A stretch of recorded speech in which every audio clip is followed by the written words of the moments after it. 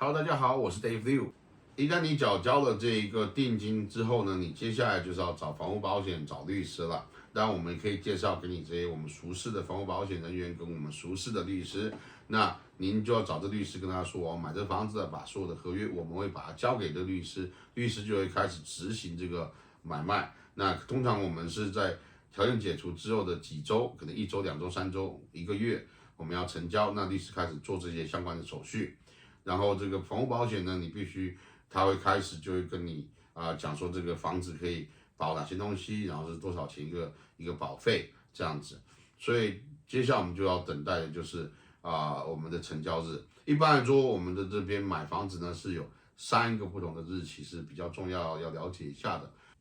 所以一般来说，我们在这边买房呢会有3个很重要的日子，一个叫做 completion day， 一个叫做 adjustment day， 一个叫做 possession day。举例来说吧。如果说10月1号是你的 completion day 成交日，10月3号是你的 possession day 入住日，那你的 adjustment day 就是10月3号。所以简单的来理解呢 ，completion 就是成交 ，possession 就是入住 ，adjustment 就是算钱的日子。那为什么要有一个算钱的日子 adjustment day 呢？因为我们这边有很多的税啦之类等等的，那这些税啦等等的东西呢，可能卖家已经先缴了。假设说地税。每年的年终之前的时候，这个屋主就是卖家，他可能已经缴过这个地税了。那他缴这地税是缴1整年的地税，但是这1整年他卖家并没有住完，到10月3号之后就是你住了。所以从10月3号之后的这个地税，你因为卖家已经帮你预缴这个地税，你就要把这地税这一部分呢还给这个卖家。那这你不用太担心，律师帮你算出来，在你说最后成交那里面都会把它列出来的。还有比如说你是一些strata， 比如说我们刚才说公寓或者 townhouse 这种类型的话，那可能他已经预缴了10月份的这个 strata fee 月费管理月费，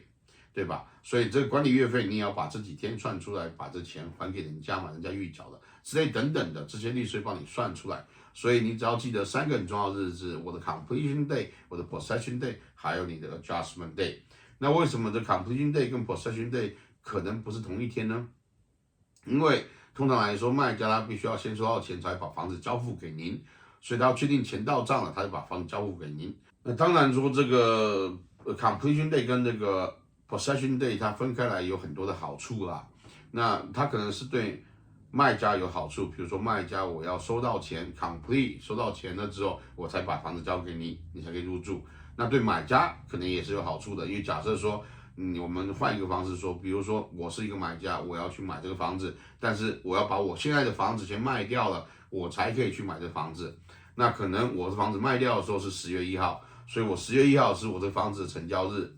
然后10月2号就是我买那个房子，我新买房子的成交日。而 possession day 入住日呢，可能是我买房子是10月3号，所以我先搬去了我新房子。然后我搬去新房子之后，我10月4号，我可以让买我这房子的人入住，因为我把房子清干净啦，我已经搬去新房子啦。10月4号让这个买我房子的人入住，那我就离开这个房子。所以这个 completion day 跟 possession day 分开，其实对2方都可能是有好处的，买家卖家可能都是有利益的。那这个反正因为这个2个日子不同呢，所以就有一个 adjustment day。这个 adjustment day 就是算你哪一天入住，就是算哪一天的钱。所以这一集我们就大概简单说一下这个购屋的流程，从一开始你要找贷款，接着找房源，然后下 offer 有大概一些主要的哪些条件，然后验屋，然后找律师准备过户，接下来就是找这个房屋贷款的准备买保险，接下来等成交日付钱，然后你就可以等 possession day 拿钥匙，然后就入住你的新房啦。那下一集我们来说说看买楼花，还有一些其他的一些相关的事项，有哪些需要注意的，就一个大概的状况，可能还有一些税法，那我们之后再慢慢讨论。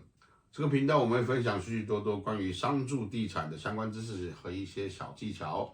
那如果你喜欢这个频道的话，请不要吝啬按赞、分享、订阅，打开你的小铃铛，这样就不会错过任何一集精彩的内容啦。谢谢。